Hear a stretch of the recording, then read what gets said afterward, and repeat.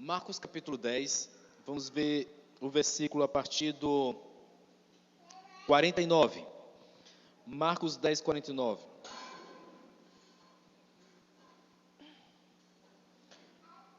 Na minha versão tem assim: Parou Jesus e disse: chamai-o. Chamaram então o cego, dizendo-lhe: tem bom ânimo, levanta-te, ele te chama. Lançando de si a capa, levantou-se de um salto e foi ter com Jesus. Perguntou-lhe Jesus: que queres que eu te faça? Respondeu o cego: mestre, que eu torne a ver. Então Jesus lhe disse: vai, a tua fé te salvou. E imediatamente tornou a ver e seguia a Jesus estrada fora. Amém. Agora você pode sentar um instante. É uma tradicional passagem, né, que a gente tem visto vários pregadores mencionarem, várias pessoas estudarem. Não é difícil você achar algumas versões, interpretações do texto, ou achar alguma mensagem nesse texto em cima do famoso cego, que ficou conhecido na Bíblia como o cego Bartimeu. Então esse cego Bartimeu, essa historinha aqui, eu peguei só a parte finalzinha dessa história. Esse cego Bartimeu foi o cego que, clamando, gritando, chamando a atenção de Jesus enquanto ele passava pela região de Jericó, foi esse o cego que chamou a atenção e fez com que Jesus tomasse a postura, que foi o detalhe que a gente começou a ler aqui nessa passagem.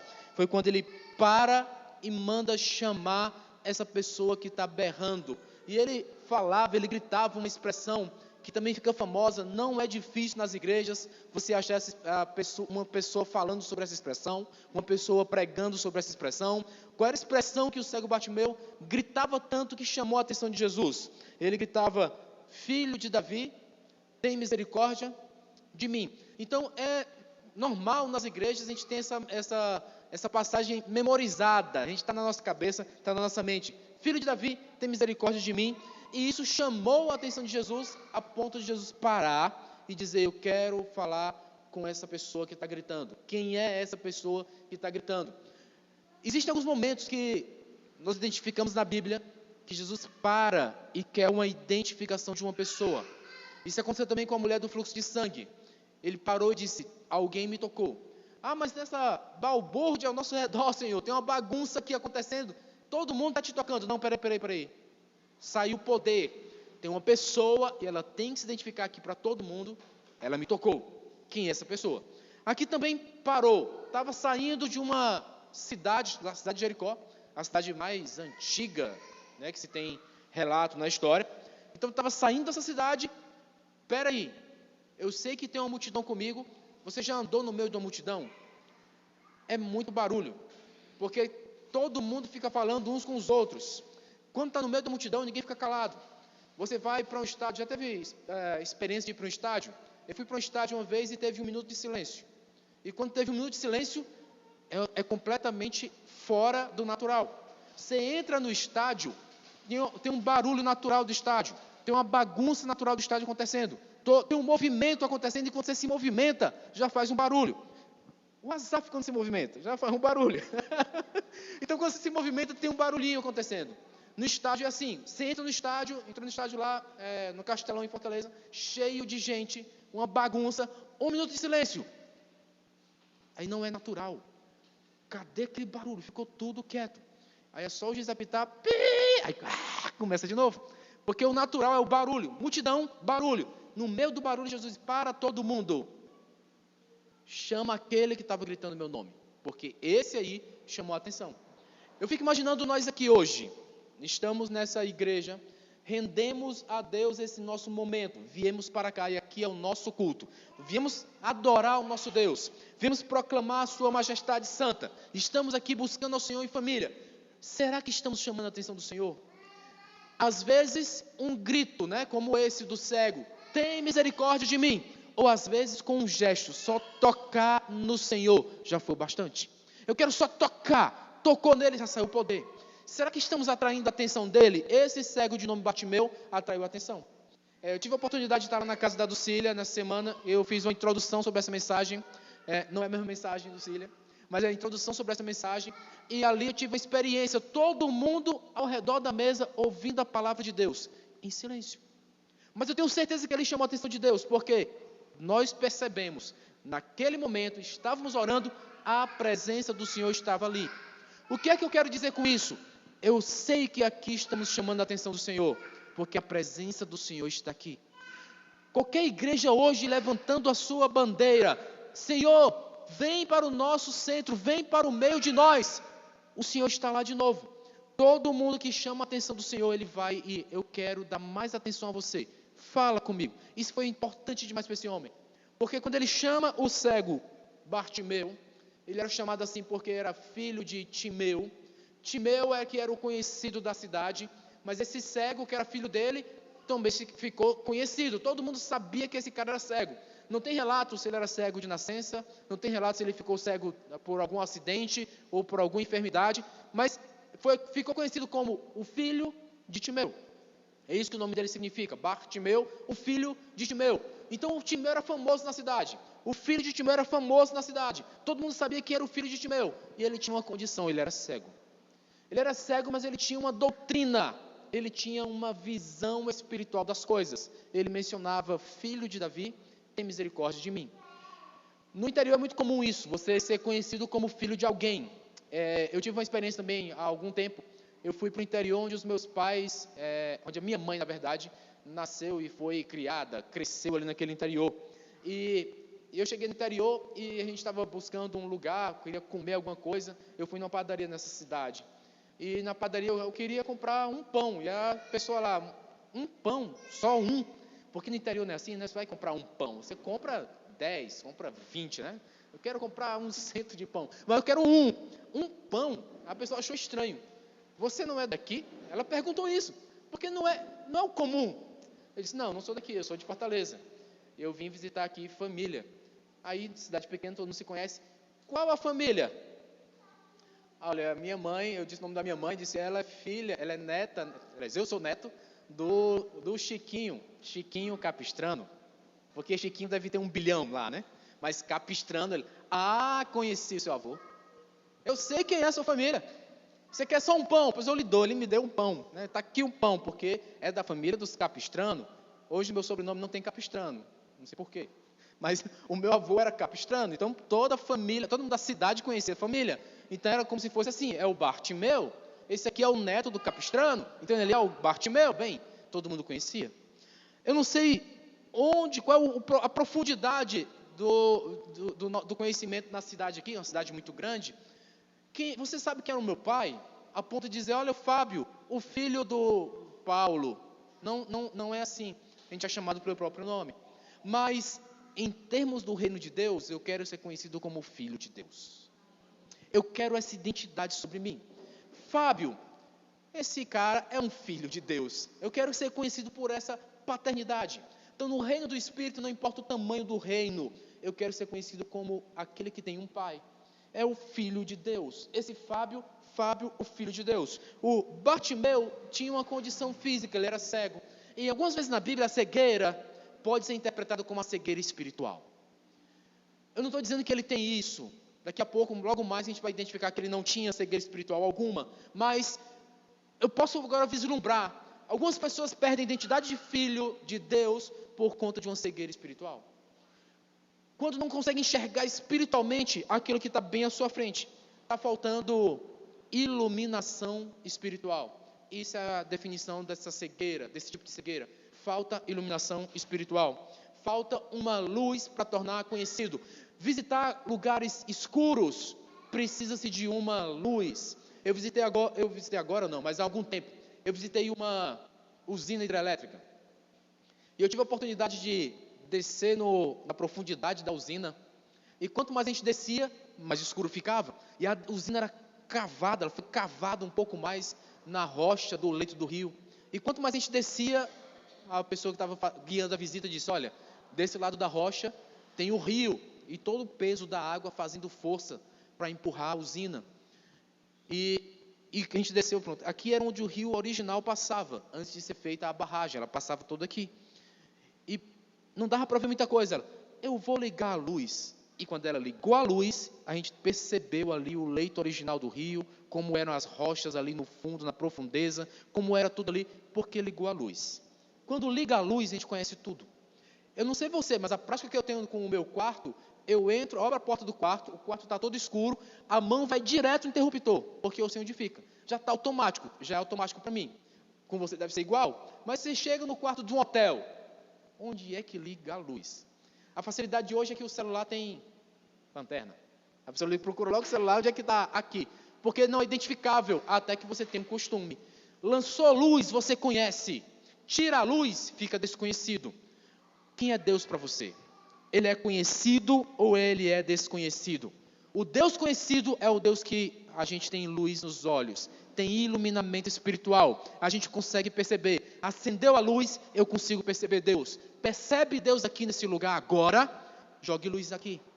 Joga a luz dos seus olhos nesse lugar. Você começa a perceber. Olha, nem preciso de lanterna. Eu consigo perceber que Deus está nesse lugar. É por isso que eu arrisquei dizer, Deus está aqui no começo da minha mensagem. Deus está aqui.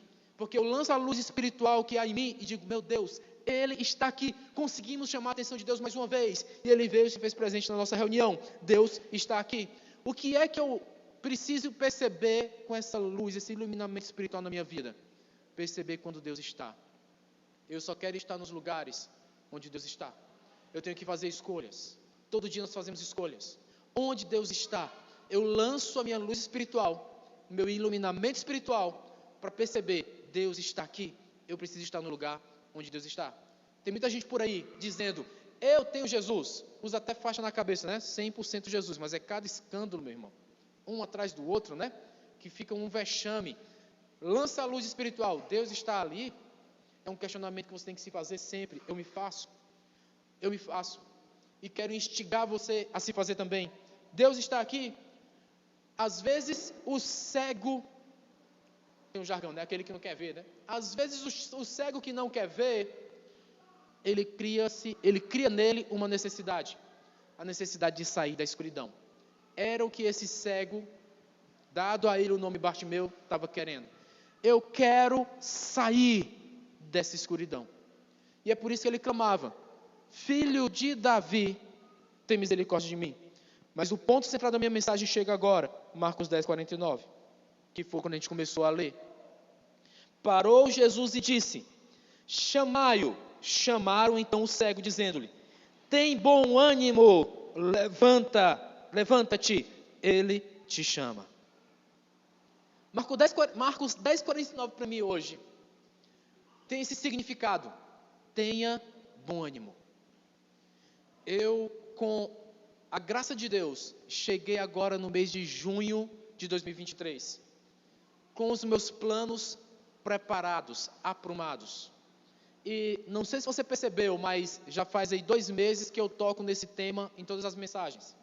Cheguei em junho e os meus planos estão aprumados. Mas eu olho e reviso eles constantemente, sabendo o que eu preciso ainda mudar para que ele avance um pouco mais. Eu ainda posso contribuir para que ele avance um pouco mais. Eu faço estratégias para dar uma parada uma semana ou outra para que ele avance um pouco mais. Essa semana eu tive que dar uma emergência, uma atitude de emergência para que o plano não naufragasse. Eu parei e fui, olha, é 10 da noite, mas hoje eu tenho que ir um pouco mais. Eu voltei para o computador de trabalho e fui trabalhar um pouco mais, porque olha, hoje eu preciso dar um gás para que o plano não retroceda e ele consiga manter o seu planejamento. Qual é o seu planejamento? Eu tenho um planejamento pensando em meses. Eu sei o que é que eu quero em outubro. Eu sei o que é que eu quero em novembro. Então, para isso eu tenho que trabalhar hoje para colher alguma coisa lá. Qual é o seu esquema? O que é que você tem colocado? Tem lançado luz sobre esses projetos? Quando mandou chamar o cego, quem foi chamar não tem um nome, mas uma pessoa foi chamar o cego. E a palavra que ele disse para o cego foi, tenha bom ânimo. Tenha bom ânimo. Essa palavra aqui no original significa tenha coragem. Significa seja ousado. E agora é onde eu linko com os meus planos. Tem que ter muita coragem para fazer o plano no começo do ano e ficar medindo ele até o fim, porque são 12 meses. Tem que ter muita ousadia para fazer um plano que não seja uma mesmice, que por si só ele se cumpre. Como por exemplo, eu tenho um plano, qual? Manter o emprego que eu tenho hoje, manter meu status que eu tenho hoje, só se manter. Meu Deus, que falta de coragem. Qual é o seu status? Manter como eu sou hoje. Do jeito que está. Fica do jeito que está. Olha só o nível de mentalidade, por incrível que pareça. Quando a gente vai observar as estatísticas nacionais, a gente percebe que no Brasil, todos nós aqui fomos ensinados a isso. Eu fico verificando dados. Eu estudei estatísticas do Brasil para alguns setores econômicos. Eu estava vendo, todos nós aqui somos ensinados dentro da nossa sala de aula a ache o teu emprego e faça de tudo para não ser demitido. Então, cuide para que você fique sempre naquela linha. Eu fui verificando e, cara, realmente eu fui ensinado a isso. Em todos os âmbitos da minha vida. Seja um bom profissional, para que você nunca seja demitido. E aí, quando você vai procurando essas coisas, hoje em dia na internet é assim, os algoritmos vão te fisgando, né? Você está procurando sobre essa estatística? Aí começa a aparecer links, né? Aí começou a aparecer vídeos para mim. O cara que perdeu o emprego e mudou de vida. Eu, tá, gostei, vou assistir. E comecei a assistir. Quando você assiste um, vem outro. Fui demitido e mudei de vida. Fui demitido e mudei de país. Fui demitido e abri minha empresa. Olha só, como tem chance o cara ser demitido. Tem chance. Então tem gente que é demitido e ganha chances novas. Tem gente que perde o emprego e ganha outras coisas. Tem gente que mudou de emprego e foi melhor. Teve um que foi para o Canadá. Chegou lá, ele teve um problema com a filha, não se adaptou. Ele voltou para o Brasil. Ele ficou pensando, meu Deus, foi 1 ano e meio planejando para ir para o Canadá. 8 anos. Verdade, você está me lembrando, foram 8 anos planejando para ir para o Canadá, porque ele foi trabalhar a língua, né? Ele começou a ensinar a língua para as crianças lá do bairro dele, para poder desenvolver o inglês para ir para o Canadá. 8 anos esteve investindo nisso. Chegou no Canadá, a filha não se adaptou, teve que voltar para o Brasil. E ele ficou assim, que fracasso. 8 anos investido nisso, e no final não deu certo para minha filha, não se adaptou, a gente teve que voltar. Quando ele chegou no Brasil, ele recebeu uma proposta. Que tal, com esse currículo que você tem, com essa habilidade de inglês que você tem, 8 anos estudando, que tal você pegar esse emprego aqui no estado de Washington, em Seattle, no estado de Washington, onde você pode, inclusive, ficar indo e voltando para o Brasil? Ele, uau, sério? Ganhando muito mais do que você pode ganhar no Brasil. Venha! Ele foi. Depois ele deu esse relato dizendo, eu me preparei para o Canadá, mas eu estava, na verdade, me preparando para Seattle. Aí a filha está amadurecendo, a esposa está amadurecendo, ele disse, não vai ser bruto, né? Rupto. Não vai ser assim, então, de impacto, trazer todo mundo para lá para não se adaptar. Eu posso ir fazendo a transição e a empresa me pagando, inclusive, para trabalho remoto. E assim ele está desenvolvendo a carreira dele. Tem coisas que a gente pensa que às vezes, uau, um desastre, mas na verdade é para você contar uma boa história depois. Chegou. Tenha bom ânimo, tenha coragem. A minha palavra hoje é que nessa pessoa foi lá. Eu descobri que foi uma base de evangelho de Jesus. Ter bom ânimo é base do evangelho de Cristo. Por isso que esse discípulo que foi chamar o cego, usou uma frase que ele, na minha versão, tá? Na minha forma de ver, ele devia estar acostumado de ver Jesus pregar isso. Jesus pregava tanto que ele já internalizou. Discípulo, chama aquele que está me gritando ali. Ele foi lá e disse, olha, ele está te chamando. Ele já foi dizendo a mensagem, tenha bom ânimo, porque eu já sei o que é que vai acontecer aqui. Então o discípulo já pregava aquilo que o pastor estava pregando o tempo todo. O meu pastor fala tanto isso, que eu vou falar também. Tenha bom ânimo, tenha coragem com os projetos de vocês. Tenha ousadia com os projetos que vocês imaginam. Como é que vocês se imaginam em 2024? Seja ousado, tenha coragem. Esse cara ficou berrando, eu sou cego, tem misericórdia de mim. Olha a ousadia, queria pouca coisa, queria só ficar no mesmo emprego. O que é que esse cara queria? Ele queria uma mudança completa de condições. Eu quero uma mudança completa do que eu sou hoje. Cego, tem misericórdia de mim? E ficou chamando. E qual foi a palavra para ele? Foi, calma, diminui teu sonho. Calma, tu é menos do que isso. Tu não se percebe não? Fica na tua, reduz um pouco. Foi essa a palavra? A palavra foi, tenha coragem. Seja ousado. Tenha bom ânimo. Isso aqui é base do Evangelho de Jesus. É onde você coloca as suas fichas. Eu coloco as minhas fichas no meu Deus. É aqui onde eu deposito minhas fichas. É aqui onde eu quebro a banca. Os jogos de azar, que agora estão aí, né, em voga, né, todo mundo querendo, falando, bet, né? aposte, não sei o que mais e tal. Tem uma teoria estatística por trás, tá? Quando você estuda um pouquinho de teoria estatística, você vê a probabilidade da casa ganhar sempre é muito maior. Mas a probabilidade menorzinha, vez por outra acontece. É por isso que você vê, o fulano ganhou. Claro, vez por outra ele vai ganhar. Mas a probabilidade enorme de ganhar é da casa de apostas. Você acha que alguém ia montar uma casa de apostas para perder? Ele vai pelo ramo estatístico, né? Estatística é assim. Então o lucro sempre está lá, o lucro sempre vai aparecer. Mas qual é a realidade? A realidade é que eu tenho que colocar minhas fichas naquilo que eu conheço. Eu conheço Cristo. Eu conheço Deus. É o Deus que tem minha iluminação espiritual. Eu estou vendo, eu conheço, tem luz. Então eu percebo, é nele que eu aposto. Em quem esse cego apostou? Ele apostou em alguém que ele já conhecia. Por isso que ele chamava filho de Davi, era uma identidade. Ele depositou a identidade que ele conhecia. Alguém ensinou para ele que o filho de Davi era o Deus da misericórdia. E é por isso que ele chamava assim, filho de Davi, eu te conheço. Tu é o Deus da misericórdia. Tem misericórdia de mim. E é assim que eu me apresento para Deus. Eu te conheço, Deus. Tu é o meu Pai. Eu sou chamado Bar Jesus. O filho de Jesus. Eu sou o filho do meu Deus. Eu sou o teu filho. Não é assim que você ora, não. Eu oro muito assim. Senhor, eu sou teu filho. Eu oro demais assim. Eu me identifico. É assim que eu ponho a luz no negócio. Está aqui as luzes. Senhor, eu sou teu filho. Tem misericórdia de mim. Ele depositou as fichas dele nisso aqui. Foi aqui que ele depositou as fichas dele. Você colocaria suas fichas em um submarino para ver o Titanic? Mesmo sabendo que você poderia fazer uma filmagem, e essa filmagem correria ao mundo, ele daria, por exemplo, 10 Oscars. O James Cameron apostou as fichas dele. O diretor do Titanic colocou todas as fichas dele em um submarino, que poderia fazer algumas filmagens do Titanic, e ele usou no filme. Para ele deu certo.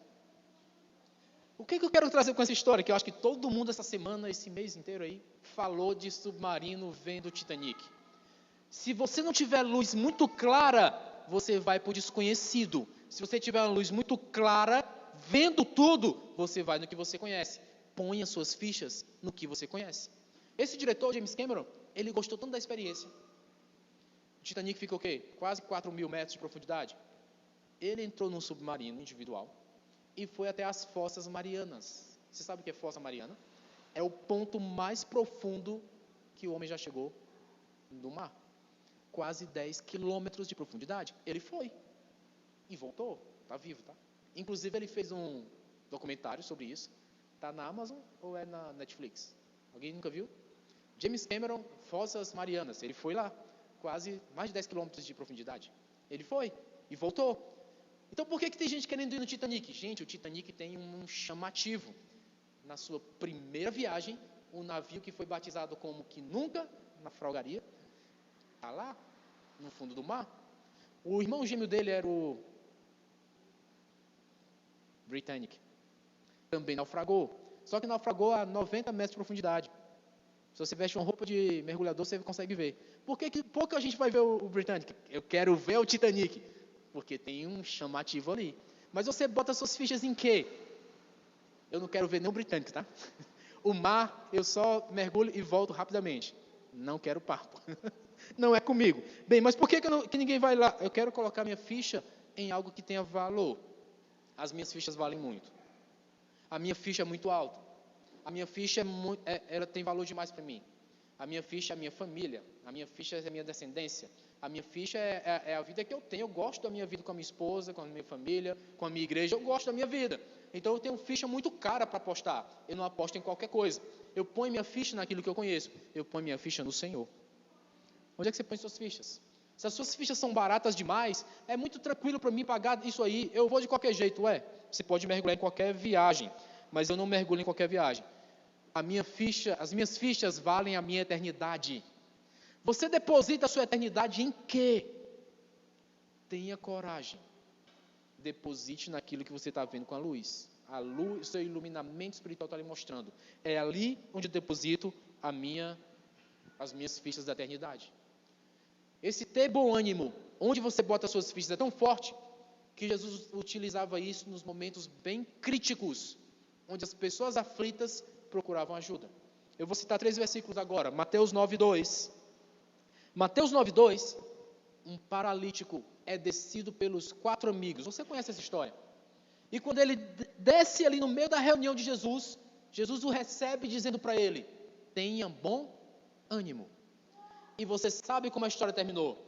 Quando Jesus disse tenha bom ânimo, ele fez o paralítico voltar a andar. Então olha a base de evangelho que Jesus estava dando para uma expressão. Os discípulos todos acompanharam isso. Mateus vai desenvolvendo sua narrativa. E quando chega no versículo 22 do mesmo capítulo, também aparece tenha bom ânimo. Porque no meio de uma multidão, os discípulos ao redor, discípulos ao redor, uma pessoa toca no manto de Jesus, a mulher com o fluxo de sangue. Você também conhece essa história. Então, com essa similaridade, o que Jesus diz para ela? Filha, tenha bom ânimo. Os discípulos já tinham esse costume. Quando Jesus ia fazer algo sobrenatural, o que ele dizia para a pessoa? Tenha bom ânimo. Me parece que tinha um ensino por trás disso, que eu absolvo para mim. Se era intencional, se Jesus queria, isso é só conjectura, tá? Mas para mim, eu posso agarrar como ensino. Fábio, tenha bom ânimo, porque toda vez que você é ousado na fé, tem coragem para depositar suas fichas em Deus, um milagre está muito próximo de acontecer. E é assim que eu faço. Eu deposito, eu ponho minhas fichas no Deus da minha fé. É nele que eu confio. Marcos também escreveu, 6,50. Os discípulos estavam assustados, aflitos. O pastor Lucinho que prega, né? Que eles começaram a gritar, porque estava andando sobre as águas. Um fantasma, meu Deus, um fantasma. Aí Jesus diz o que para eles? Seus covardes. Tenham coragem, tenham bom ânimo. Ele diz isso para eles. Tenham bom ânimo. O que eu aprendo? No meio das aflições humanas, no meio dos nossos problemas, quando a gente necessita que Deus faça um milagre para nos tirar da aflição, Ele exige uma coisa de nós: seja corajoso, tenha bom ânimo. Não se acovarde, não tema, aposte suas fichas no Deus da sua fé. Essa é a mensagem que o cego Bartimeu me traz hoje. Filho de Davi, tem misericórdia de mim, pois eu estou te dando uma fisgada. Cego Bartimeu, tu tem coragem? Qual é o tamanho da tua coragem de confiar em mim? Tu confia mesmo? O que foi que Bartimeu fez? De um salto, de uma forma só, era muita demonstração de ousadia. De uma forma só, eu vou, eu tenho coragem, eu sou ousado, eu quero mudar a minha condição. Qual a condição que mais lhe incomoda hoje? E por favor, não venha para cima de mim dizendo, é o meu salário que é baixo, eu queria muito aumentar. Isso é muito pouco, isso é muito baixo, isso é muita mesquinharia. A condição que precisa mudar em você é aumento de salário? Convenhamos, né? Que vergonha. Seja mais ousado, tenha mais coragem. O que é que precisa mudar em você? Eu venho falando aqui de mulher do fluxo de sangue, eu venho falando aqui de um cego que ninguém sabe como é que veio essa cegueira, e você vem me falar de salário? Tenha vergonha, nem tenha bom ânimo, né? Tenha vergonha. O que é que realmente precisa mudar na nossa vida? O que é que realmente precisa ouvir do Senhor? Tenha bom ânimo. Em João 16, 33, Jesus começa uma declaração pregando para os discípulos. E ele está preparando o coração de todo mundo para fazer uma oração. Que é a oração sacerdotal de João 17. Então, no último versículo de João 16, ele vai fazer a sua preparação e olha o que ele diz. Estas coisas vos tenho dito, para que tenhais paz em mim. No mundo tereis aflições, mas tende bom ânimo. Eu venci o mundo. Esse é o Deus que eu conheço. É o Deus que você conhece também?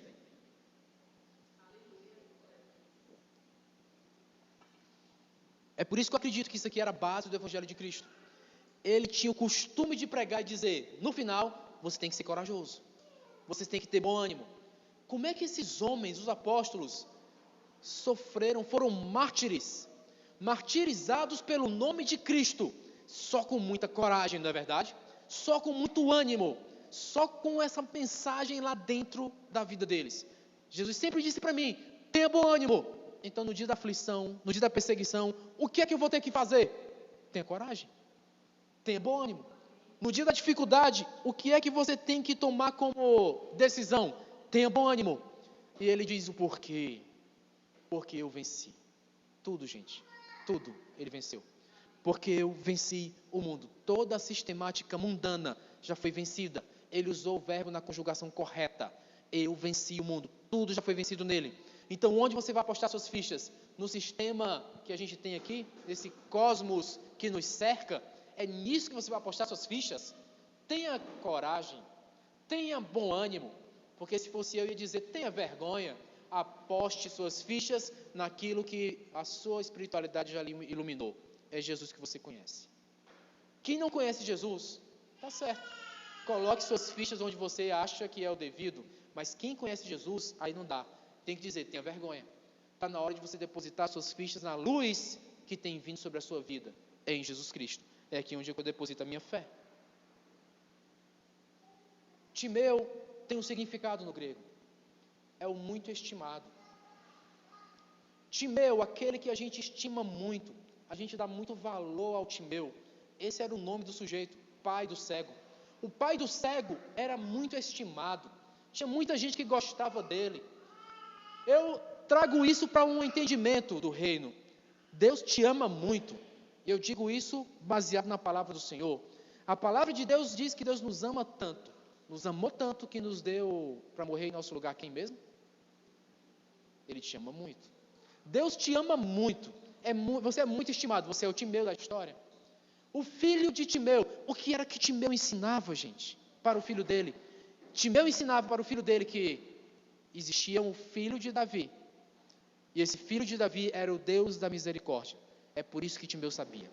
Lá em casa temos nosso culto doméstico. A pastora Aratusa está enfatizando sempre o nosso culto doméstico. Ministramos na nossa casa só em família. Onde as minhas filhas podem pregar, onde a minha esposa prega, a Márcia está dizendo que vai pregar na próxima de novo. Então eu tenho esse prazer de ver na minha casa as minhas filhas falando da palavra de Deus. A gente compartilha ideias, compartilha a semana, o que foi que a gente vivenciou. Isso aqui é fé. Essa semana tivemos essa reunião na casa da Ducília, a família ali participando, a família recebendo a palavra. Isso vai criando uma memória. Rita e Stephanie, me deem um dia de uma célula, quero fazer uma célula lá. Diga, pastor, eu vim um dia tarde, fazer uma célula na nossa casa. Uma célula na casa. A gente faz uma célula na sua casa, faz uma reunião na sua casa, prega a palavra de Deus na sua casa. E isso vai criando uma memória. Os filhos de Timeu vão conhecer que existe o filho de Davi. No dia da aflição, ele sabe quem ele chama.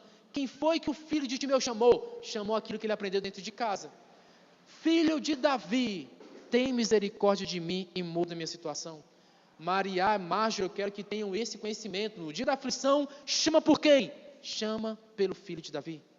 Rávila, quando tiver mocinha e tiver os enfrentamentos da vida, porque todos nós temos, Rávila vai poder dizer, meu pai e minha mãe faziam reunião lá em casa, a gente ia para a igreja, eu sei quem eu tenho que chamar pelo filho de Davi. É assim que tem que ser. Ontem, no lançamento do livro da pastora, vamos orar. O Gustavo estava como, gente? Na postura de oração. Ele fechou ali na postura de oração e acompanhou a oração todinha. Ele estava do meu lado nessa hora. Eu vi ali de cadeira cativa, né? Camarote. Eu vi o Gustavo na postura de oração. Por quê? Tem um costume, está percebendo, tem uma memória. Vamos orar? O Gustavo faz o quê? Ora. Então tenha uma memória sendo criada. O meu apelo hoje é, tenha bom ânimo para criar memórias do filho de Davi. Faça da sua casa esse bolsão de memórias, onde todo mundo lá sabe. Na hora da aflição a gente chama por quem, gente? Pelo filho de Davi. Quando tem que mudar a nossa condição, a gente aposta nossas fichas em quê? Naquilo que a gente está acostumado a fazer, em Deus. É nele que a gente deposita a nossa fé. Quando não tem comida, só tem para fazer um bolinho. Você vai fazer o bolinho para quem? Para meu Senhor. Meu Senhor. Ele vai dar a solução. E vai multiplicar o azeite, vai multiplicar a farinha. É nisso que eu deposito a minha fé. Deposita a sua fé em quê? Quando eu falo apostar a ficha, eu estou falando disso, tá? O depósito que você faz a sua fé. Deposita em quê? Filho de Davi, tem misericórdia de mim. Vai chegar o dia que ele vai dizer, chama, e vai fazer essa pergunta. o que é que você quer? Que pergunta, né? Você ouvir Deus dizer para você, o que é que você quer? Aí você tem que fazer a resposta sábia, né?